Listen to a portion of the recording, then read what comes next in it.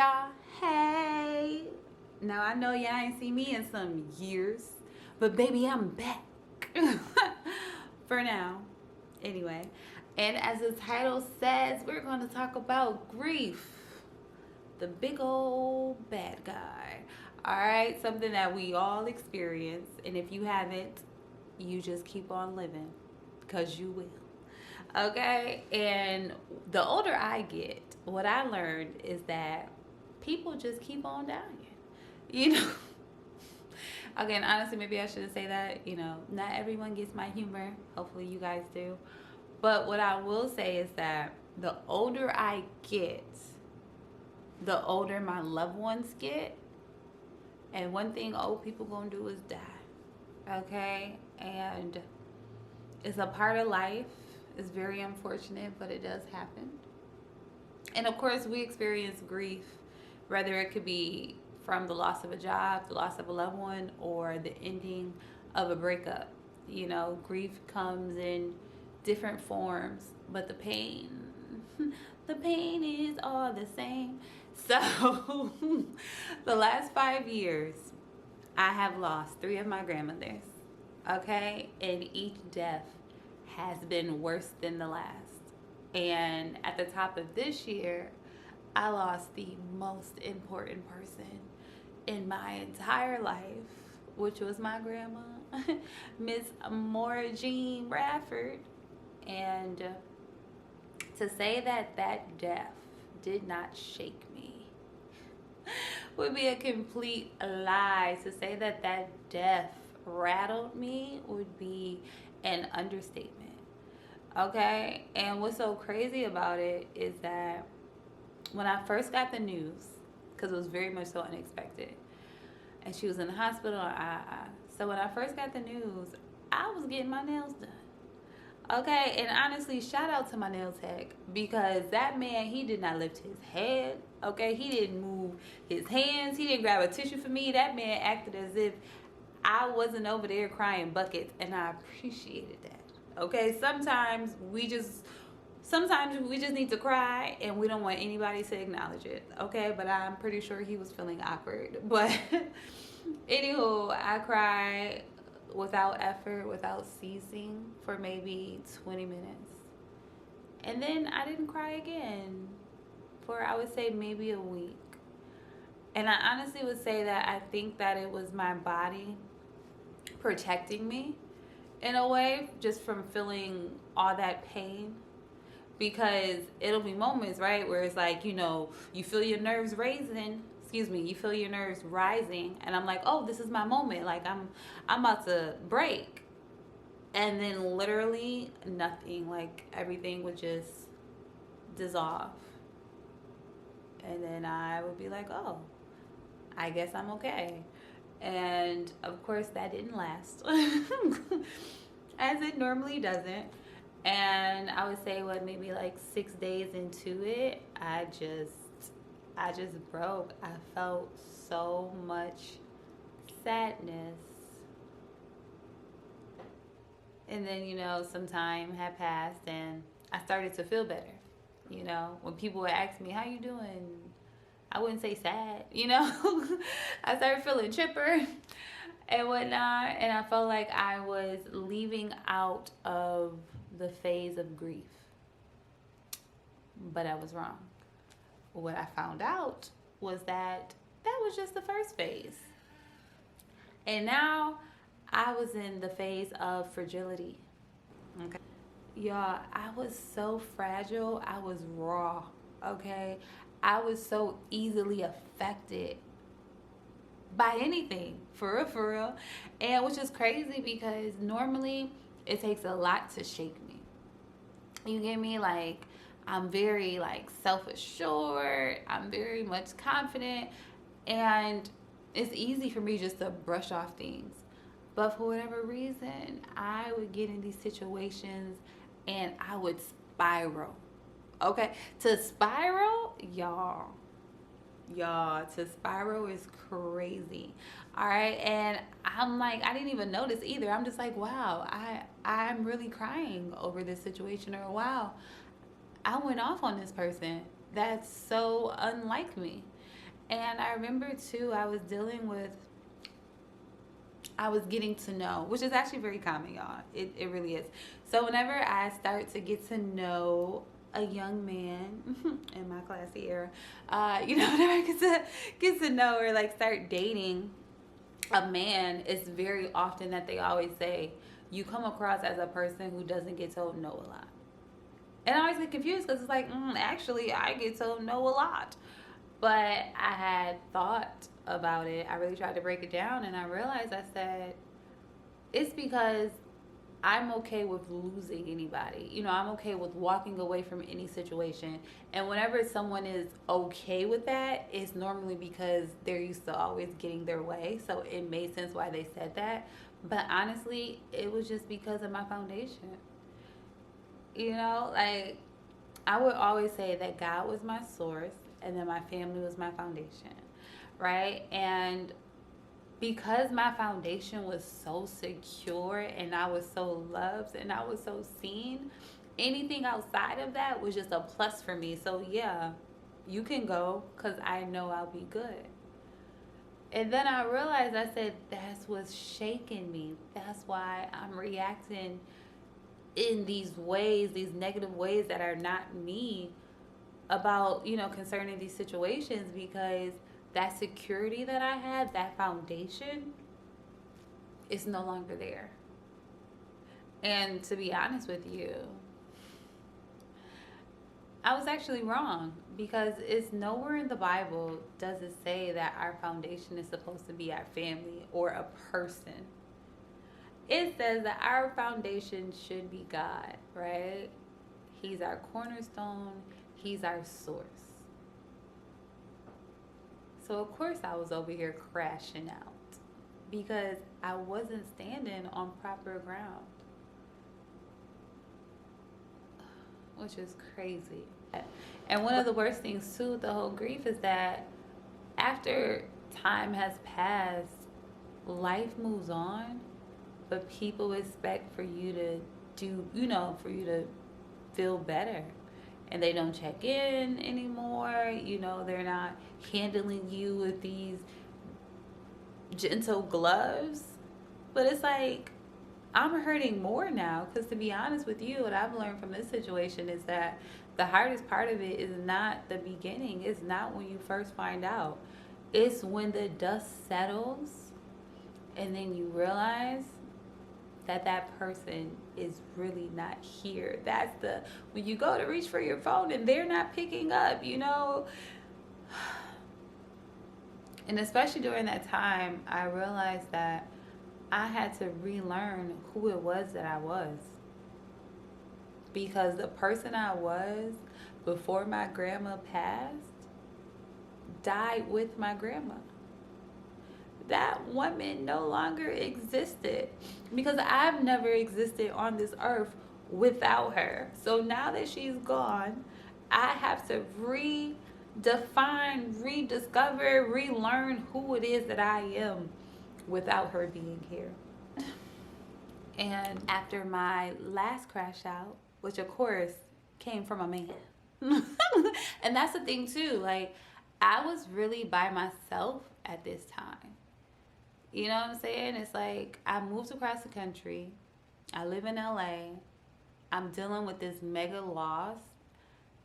And I'm by myself. So I thought, you know what? This is someone who's familiar with me. I've known him for X amount of time. And I was like, I'm going to hang on to him because I need that intimacy. But baby, I was too fragile. I was too raw to be over there dealing with that man, child. Okay? And after I was in a situation, I spiraled bad. Okay? I was spiraling for 2 days straight. It happened on a Saturday. That Sunday, I went to church. I had to leave church early because the girl was crying. All right? And during those tears, I had the thought, I said, maybe I need to go to therapy.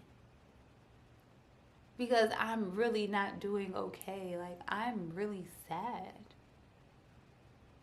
But then I had another thought and I said, therapy is for people who don't want to dig deep. or it's for people who want to dig deep, but they don't know what to do or where to start. And of course, that's no shade to therapy, okay? If you need that therapy, go ahead and get it. I've been in therapy before. It's a great thing. But during this time, I said that I wanted to give me a try, and I wanted to give God a choice, not a choice, a chance, right? And during this time, I was so broken. Y'all, I was broken into so many pieces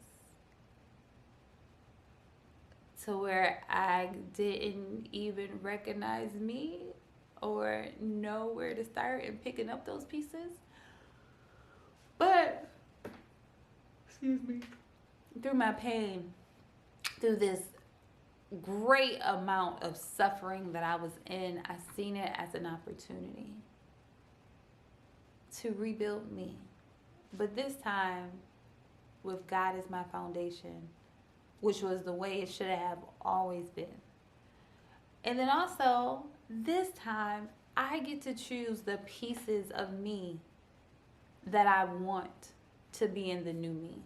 You know, I get to choose the pieces that I believe is necessary for the person that I want to be, and I get to leave out the pieces that no longer serve me, the pieces of me that I have outgrown, or the pieces of me that I don't like.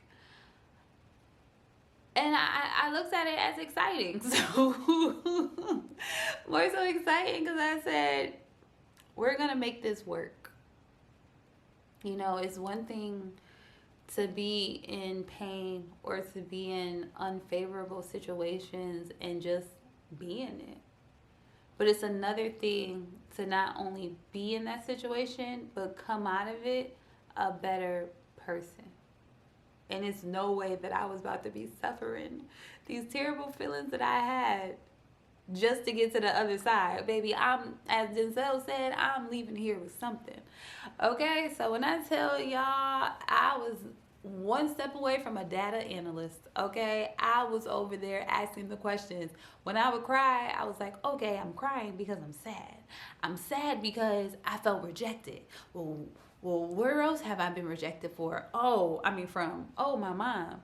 And it's like, well, when was the last time she rejected me?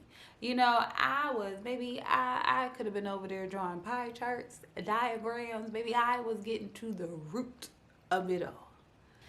I was getting to the meat, okay? I intentionally made time for God. I live in an apartment building and I have a roof up top. So I would go up to the roof daily and I would read my Bible. I would do daily devotions. I would watch sermons. And at this time too, I remember that I did specifically look up some sermons about rejection. But a lot of the sermons that I watched, it was about loss. You know, it was about trusting God and just coming into partnership with Him. And I was like, okay, God, you see me, like, you know what I need, you know? I will only listen to worship music, which is actually pretty normal for me, but it's just that during this time, my heart was postured differently.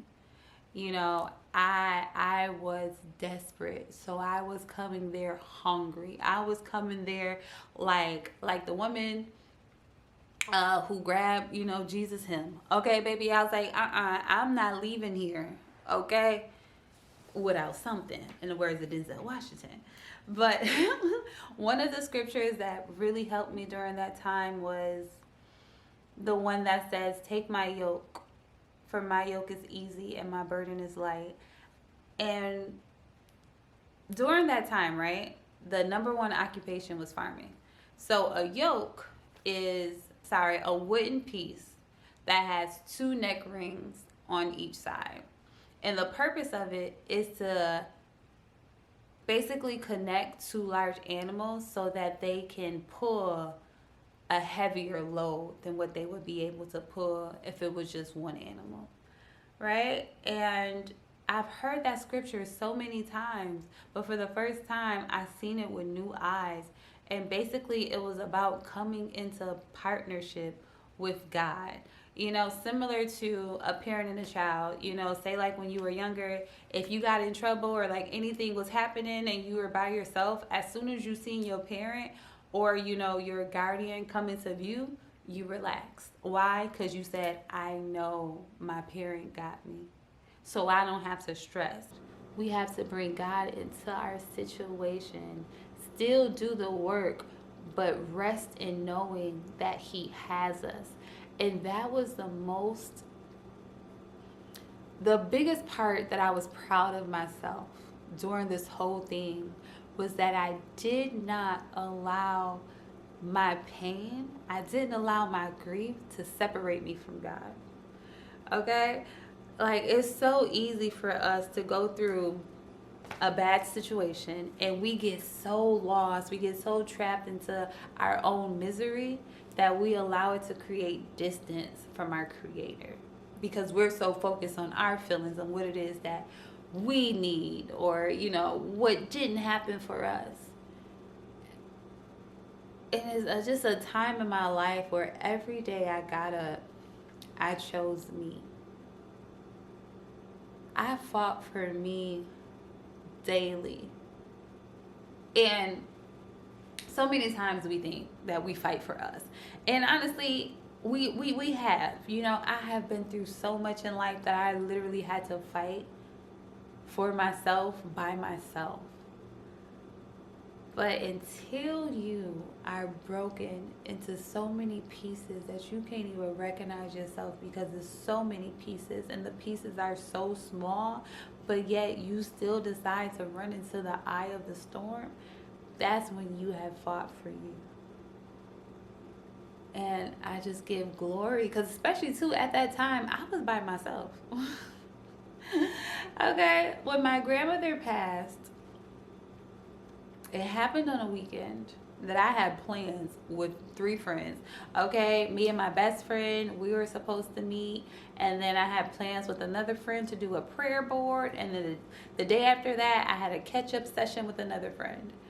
And I see what God did there. You know, God wanted me to be around community. He wanted me to feel support. He wanted me to feel joy, you know.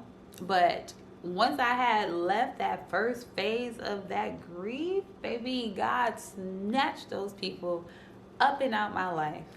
Okay? And yeah, I was going to a new church and I was very social, but they didn't have my phone number. We didn't even have each other's social media. It was when you see me, and we gonna keep it here. I didn't have my mom because my mom was grieving the loss of her mom. So she couldn't be a mom to me because she still had to process her not having a mom. So God had me by myself. And I understand why, because God's seen this as His moment, y'all. He's seen this as His chance because I was running to Him desperately. I was holding on to God for dear life. And honestly, if other people was here, that really probably would have distracted me. It took me away from really knowing God. During this terrible time, y'all, I got to see God. I got to know God. I built a new relationship with God, literally from the ground up. And when I said God has a purpose in our life, okay, is He's not just this being, you know, that we just say, oh, He's the creator. God is God. Like, God is like, use me. He didn't create us for nothing. God is the love. God is the joy. God is the protection. God is the healing. God is a resource for us because we cannot do life alone. As that yoke said, us on our own strength is nothing but failure. But it really is coming to partnership with God when you really get to be on His bosom. How biblical of me, I know. But when you get to lay on His bosom, it truly is like a parent. It's so much comfort. It's safety. You know, it's gentleness. It's loving. And honestly, if it was not for God during this situation, I truly do not know where I would be. Because it really is only by the grace of God. So thank you, Jesus. Hallelujah. All right. And That's all I gotta say about that. I hope this video, I hope my little testimony, because now I got a testimony. Look at that. God done gave me a testimony. But I hope my testimony helped you guys or entertained you guys. I don't know. Gave you something just to watch and listen to. And I hope it really did strike your heart. You know, a lot of times we draw nearest to God when bad things happen in our life. But we also draw away from God when bad things happen in our life because we're so focused on us. But I'm just grateful that I was able to run to him. And you guys can run to him at any time. You don't need something bad to happen. Because that man, he is like a parent sitting at the end of your bed, okay? Waiting for you to open your eyes and reach out to him because he's waiting for us. But I don't know when you guys are watching this, but until my next one, I hope you guys enjoy your morning, noon, evening, or night. Bye.